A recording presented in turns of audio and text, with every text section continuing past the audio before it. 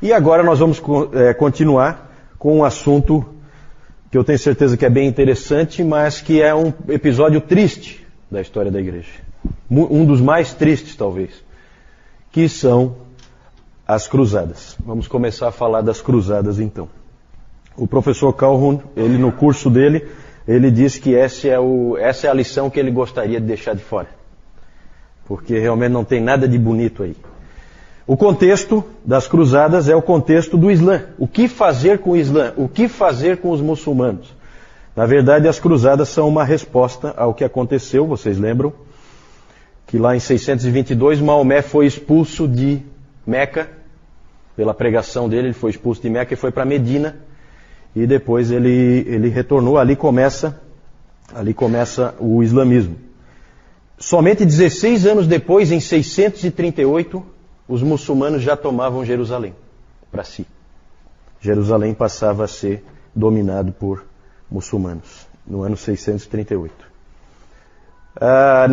Nessas cruzadas, coisas terríveis foram feitas, provavelmente não por cristãos de verdade, mas feitas em nome de Cristo e sob o sinal da cruz. Certo? Foram 7 cruzadas.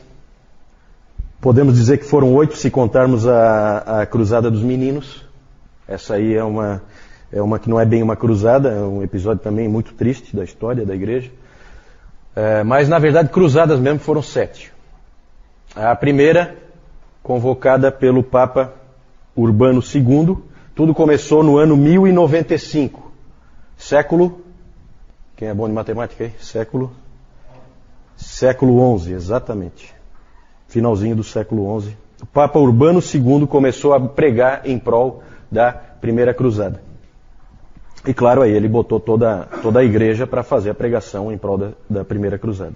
Conclamou-se todos os homens para que deixassem suas casas, suas famílias e fossem para a Terra Santa, para libertar a Terra Santa dos infiéis.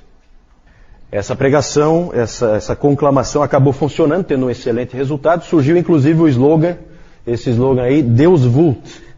Deus vult. Deus o quer. Isso aí é em latim, Deus o quer.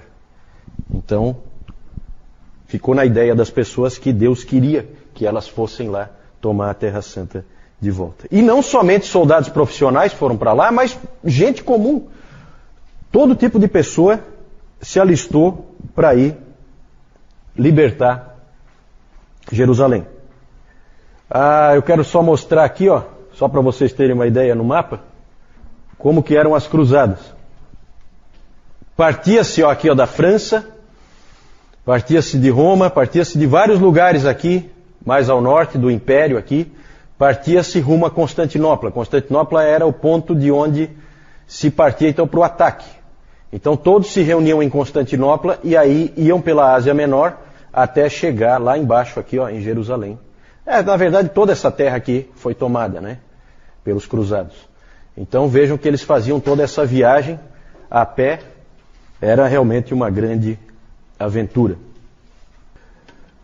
Na verdade as cruzadas elas pegam um período de quase 200 anos, gente, na história.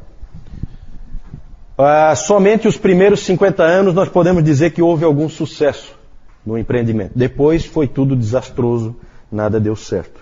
Só os primeiros 50 anos é que realmente funcionaram. A captura de Jerusalém ocorreu em 1099. Finalmente o objetivo tinha sido alcançado. Eles conseguiram capturar a cidade de Jerusalém. A batalha começou no dia 13 de julho de 1099. E no dia 15, o Leotoldo, um dos cavaleiros do Godofredo de Bulhões, que era conde de Lorena e que comandava um dos exércitos, esse Leotoldo conseguiu pular a muralha de Jerusalém, conseguiu fazer ali uma cabeça de ataque, e por ali o Godofredo e mais um monte de outros cavaleiros conseguiram passar, e por ali então eles conseguiram invadir Jerusalém e tomar Jerusalém. Godofredo, Tancredo, todos esses nomes aí são nomes ligados às cruzadas.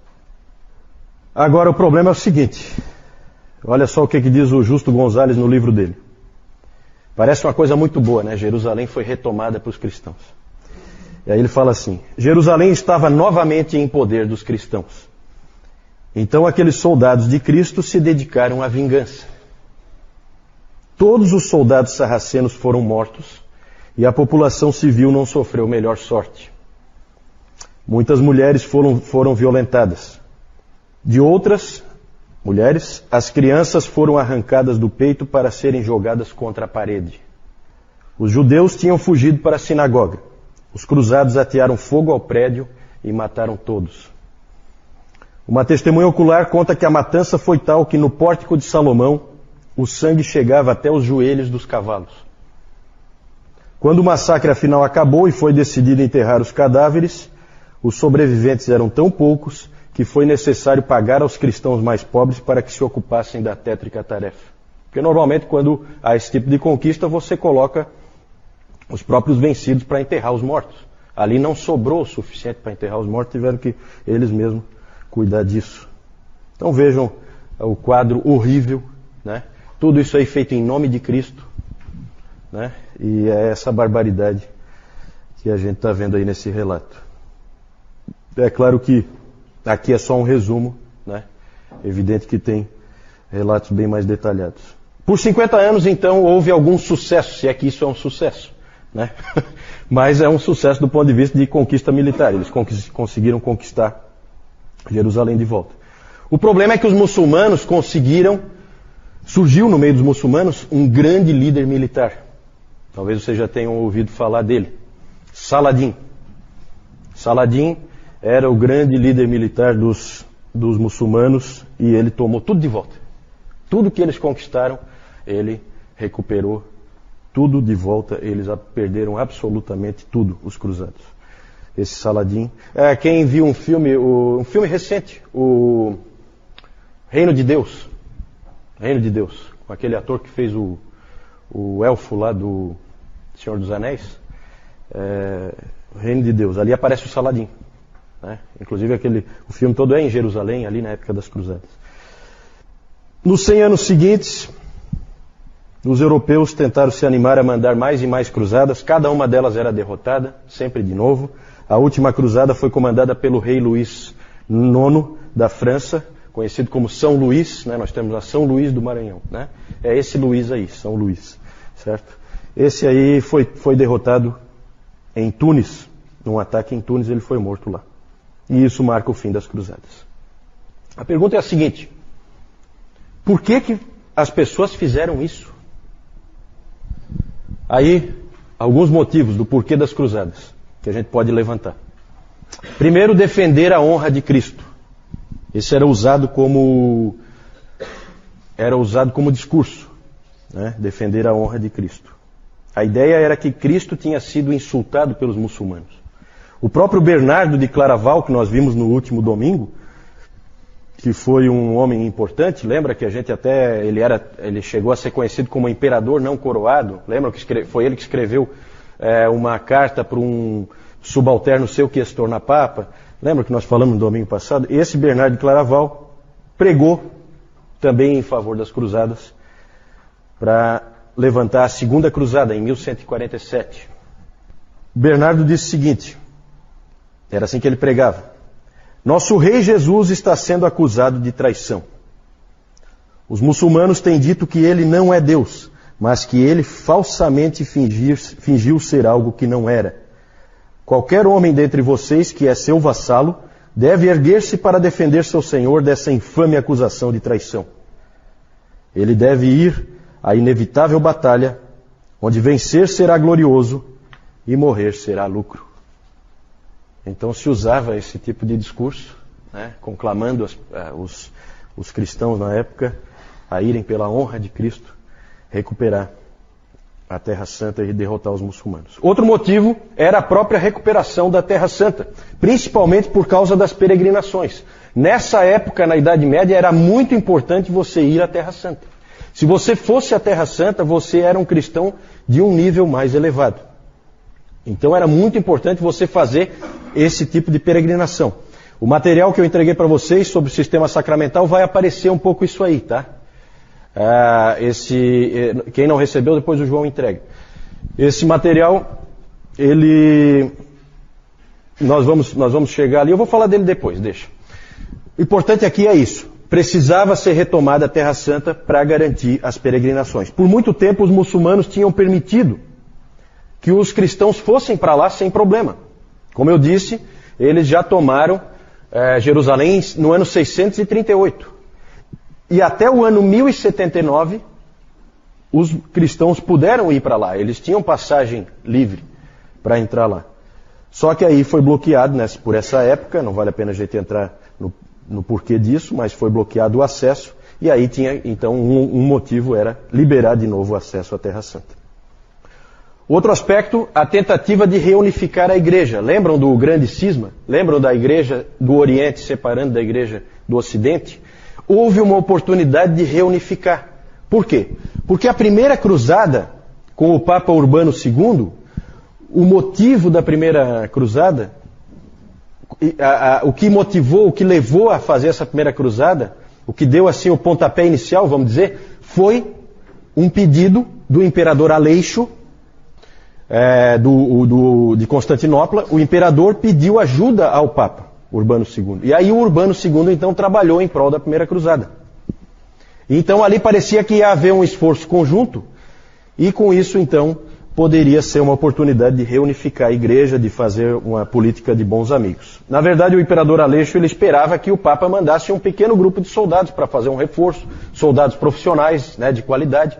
Quando de repente o imperador viu que a cidade dele, Constantinopla, a maior cidade da Europa, aquela cidade bonita, foi invadida por uma turba de gente de todo tipo, maltrapilhos, e ele então viu que ele estava mais com um problema nas mãos do que com uma solução. E aí o grande desastre, não vou entrar nesse detalhe, mas o grande desastre foi em 1204, quando uma das cruzadas, um grupo de cruzados, numa dessas cruzadas, resolveu saquear Constantinopla. Aí, em vez de ir lá atacar os muçulmanos, eles atacaram Constantinopla, pilharam, roubaram, saquearam tudo que puderam. A maioria, lá em Constantinopla tinha muitas obras de arte religiosas, certo? Foi tudo levado para Veneza e outros lugares. Então, hoje ainda você vai para Veneza, tem uma série de relíquias lá, tudo roubado de Constantinopla, certo? Tudo roubado. Então, ali, na verdade, como nós já vimos quando nós falamos da separação, a gente disse que aquilo ali foi a pá de cal que acabou matando qualquer chance da igreja ser uma novamente. Outro motivo era a busca de salvação pessoal. Porque olha como é que as coisas são. O Urbano, o Papa, ele simplesmente prometeu o seguinte, nessa campanha em prol das cruzadas. Ele disse o seguinte: os pecados daqueles que forem para lá, se perderem a vida, serão remidos instantaneamente. Para nós é meio estranho, mas para aquelas pessoas, com a forma como elas criam, isso apelava. Às vezes você era um indivíduo que tinha feito uma coisa muito grave. No momento de tolice você cometeu um pecado grave. E você sabe que você está perdido, que você vai para o inferno. E aí vem o Papa e promete que se você for lá lutar e você morrer, todos os teus pecados serão remidos instantaneamente. O indivíduo pega e vai. Vai e ainda torce para morrer mesmo. Então isso aí apelava a gente também. Nessas cruzadas, as cruzadas a gente sabe sempre são colocadas de uma maneira muito romântica, como uma coisa bonita. Não tem nada de bonito, tudo é feio, tudo é horroroso, certo? Mas é muito colocado como uma coisa bonita. Vários desses cruzados se tornaram santos, porque evidentemente a Igreja Católica Romana nunca reconheceu que houve erro aí. Tudo foi feito corretamente. E aí, várias figuras aí são figuras conhecidas, Na terceira cruzada você tem, por exemplo, Ricardo Coração de Leão, era o rei da Inglaterra, bem conhecido. O rei Filipe Augusto, da França. O Frederico Barbarroxa, que era o imperador. Esses três foram juntos na terceira cruzada. Aí é feito todo um clima em volta desses caras, como se eles fossem grande coisa. Essa cruzada foi um fracasso, não resultou absolutamente nada dela. O imperador Frederico Barbarroxa se afogou, e os outros dois, o Filipe Augusto e o Ricardo Coração de Leão, passaram o tempo inteiro brigando entre si. Certo? Cruzada totalmente inútil, nada aconteceu ali. O absurdo, mais um absurdo, se é que pode ter mais algum? Um detalhe, já vou falar agora para não esquecer. O detalhe é que no caminho, vocês sabem que em todo lugar existem judeus. Porque os judeus foram dispersos. Os judeus foram dispersos porque primeiro o general Tito foi lá e destruiu Jerusalém pela primeira vez, mas sobrou muita gente lá, aí foi o imperador Adriano e terminou o serviço. E aí acabou dispersando e jogando todos aqueles judeus, e ficaram espalhados por todo lugar. Em todo lugar tinha judeus, até hoje é assim, né? E no caminho dos cruzados tinha muitos judeus. O que os cruzados faziam? Já que nós estamos indo para lá para atacar os muçulmanos, vamos no caminho já aproveitar e matar os judeus. Então eles iam matando, onde eles encontravam os judeus, eles matavam. Né? Porque os judeus são os assassinos de Cristo, são não sei o quê. Então eles iam matando gente pelo caminho. Vejam só como que é o pensamento. E aí houve esse episódio aí absurdo, em 1212, a Cruzada das Crianças. Na verdade não eram bem crianças, eram adolescentes, né? Talvez assim, da faixa etária assim, do Augusto até o Caio. Né?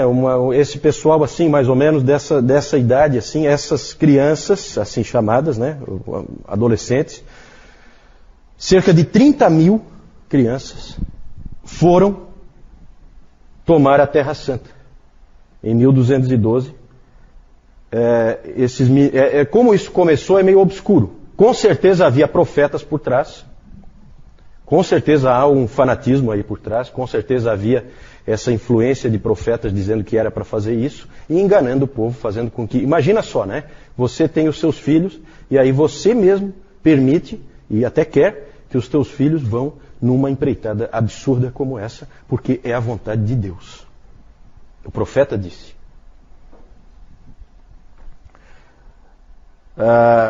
Essas crianças, elas foram desarmadas, não havia armas. Elas foram caminhando, 30 mil, é gente, é muita gente.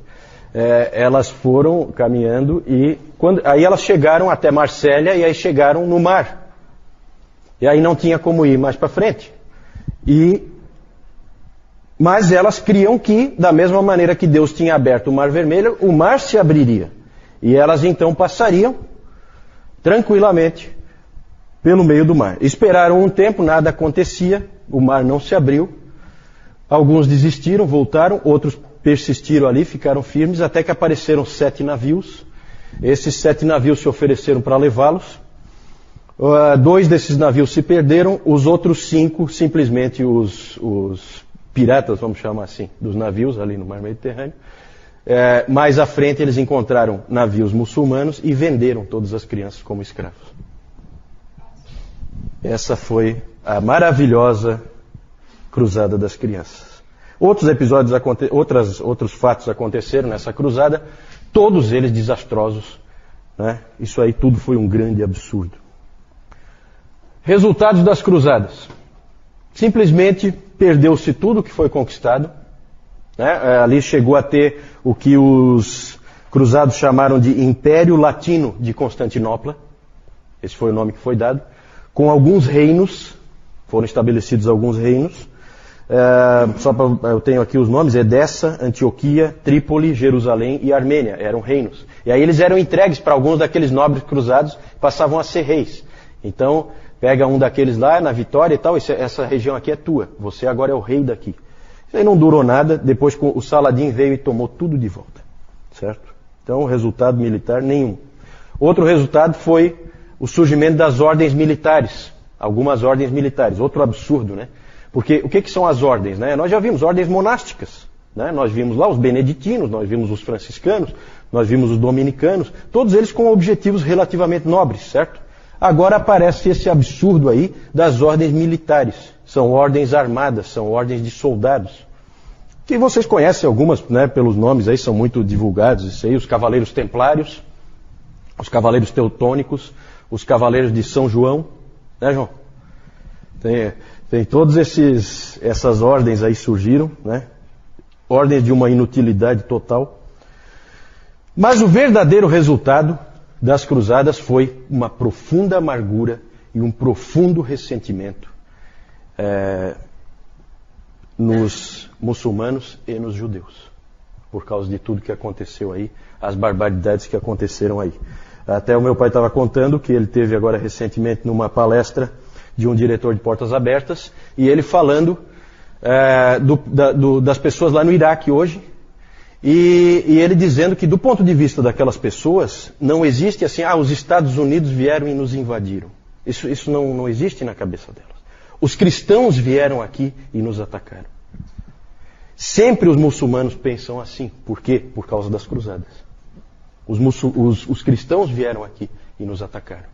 É assim que vem o raciocínio. Até hoje vê que isso aí é uma coisa atual. Um diretor de Portas Abertas falando lá dessa percepção que o muçulmano tem de que ele foi violentado, agredido e atacado pelos cristãos. Isso é um enorme obstáculo ao alcance dessas pessoas, certo? Tudo devemos a esses sujeitos, né? Que muitas vezes são até admirados, não sei porquê. Resultados zero. Felizmente, houve também na Idade Média missionários que tentaram alcançar os muçulmanos, né? Por um lado, aqueles assassinos ali, e por outro lado, gente que se esforçou para alcançá-los para Cristo. Nós temos o próprio Francisco de Assis, já falamos dele, não temos tempo aqui para entrar nos detalhes, mas ele foi para o Egito, né, numa missão pessoal. Ele foi tentar alcançar as pessoas lá no Egito, no norte da África. Os muçulmanos têm todas as histórias bem interessantes dele com o sultão Al-Kamil. São histórias muito bacanas, né, dele desafiando os mestres muçulmanos a andar em brasas, porque ele ia na frente, não sei o quê. Aí os muçulmanos... Tem todas essas histórias aí do Francisco de Assis, são histórias bem interessantes. E ele realmente, ele foi lá com uma pregação de amor, uma pregação diferente. E ele foi ouvido. Ele foi ouvido. Muitos acham que às vezes ele era ouvido e recebido porque ele era meio... as pessoas, os muçulmanos tinham a ideia de que ele era meio ruim da cabeça. E naquela época era muito comum achar que essas pessoas é bom ouvi-las, porque às vezes elas trazem uma palavra que pode ser uma palavra divina, né? Então, mas é bacana, eu não tenho tempo de entrar em detalhes, tem muita coisa legal aí desse grande homem Francisco de Assis. E um outro menos conhecido, Raimundo Lúlio, talvez um dos maiores missionários aos muçulmanos que já existiu. Raimundo Lúlio. Esse Raimundo Lúlio, ele nasceu na Espanha, e, portanto, ele sempre conviveu desde criança com muçulmanos. Porque vocês lembram que a Espanha era controlada por muçulmanos, pelos mouros. E esse Raimundo Lúlio sempre conheceu, ele sabia o que os muçulmanos criam, como eles eram, o que eles pensaram, o que eles pensavam, né? E ele era um jovem mundano, arrogante, mais ou menos como o próprio Francisco era, antes de se converter. Quando ele se converteu, ele colocou como objetivo da vida dele alcançar os muçulmanos. E ele viveu realmente só para isso. Aprendeu o árabe, que ele dizia que era uma língua como uma língua de bestas, né? Assim, de animais, né? Que ele não... Mas ele aprendeu o árabe, ele fundou escolas missionárias, ele falou com papas sobre a sua visão de alcançar os muçulmanos, ele percorreu a Europa ganhando apoio. É um indivíduo realmente um missionário. Obrigado. 3 vezes ele se aventurou por terras muçulmanas. 2 ele escapou por pouco. Na terceira ele não escapou. Foi apedrejado até a morte com 85 anos, onde hoje é a Tunísia. Era um homem de grande capacidade, de muito preparo, e ele teria sido bem mais efetivo se ele tivesse um pouquinho de tato. Porque ele chegava em qualquer lugar e começava a denunciar os erros do islamismo e a pregar o caminho de Cristo, né? Na maior coragem. Por isso que ele sempre arriscava a vida. É a velha história dos malucos, né, Moisés? Nós precisamos de uns malucos aí para ir lá fazer o trabalho. Dali para frente, por 500 anos, não houve mais ninguém que tentasse alcançar os muçulmanos. Não é à toa que é tão difícil, porque simplesmente os cristãos não tiveram coragem de marcar presença no meio desses povos. Só com o grande Henry Martyn, que tocou o solo árabe em 1811, é que volta a ter um esforço em alcançar essas pessoas. Então é isso, gente. Deixa eu mostrar para vocês aqui as figuras. Hoje o João está de de folga que eu não consegui terminar isso aí a tempo. Aqui vocês têm os cruzados, não dá para ver muito bem aí, né? Mas toda aquela pregação lá, né? Então tem aqueles pregadores inflamados e tal. E o Deus Vult, né? Deus o quer, que era o grande slogan que fazia as pessoas irem em frente. O Godofredo de Bulhões, está aí representado, conquistador de Jerusalém, com seus exércitos. Aqui a tomada, só para vocês terem uma ideia de como que a coisa era, bem aquela coisa dos filmes, né? Você tem que colocar escadas, você tem que botar uns malucos para ir na frente, que esses vão morrer de certeza. E então a turma que tem pecado para ser perdoado já pode ir aí na frente, que é para garantir, né? E aqui a tomada de Antioquia, então. Né? Antioquia também foi uma cidade que eles tomaram. E aqui, então, eles, toda aquela batalha, aquela coisa difícil, eles acabaram tomando. Porque Antioquia é aqui, ó, gente, ó. Tá vendo? É bem em cima. Jerusalém já é mais aqui embaixo. Então, esses aqui são os reinos que foram formados lá. Então, o reino de Edessa, aqui o de Antioquia, de Trípoli, de Jerusalém, e ali, Cilícia Armênia, né? O desembarque de São Luís no Egito, essa é a última cruzada. Então eles desembarcando, eles vêm de navio aqui, aí eles desembarcam, os cruzados. Aqui o Ricardo Coração de Leão, Frederico Barba Roxa e Filipe Augusto, terceira cruzada.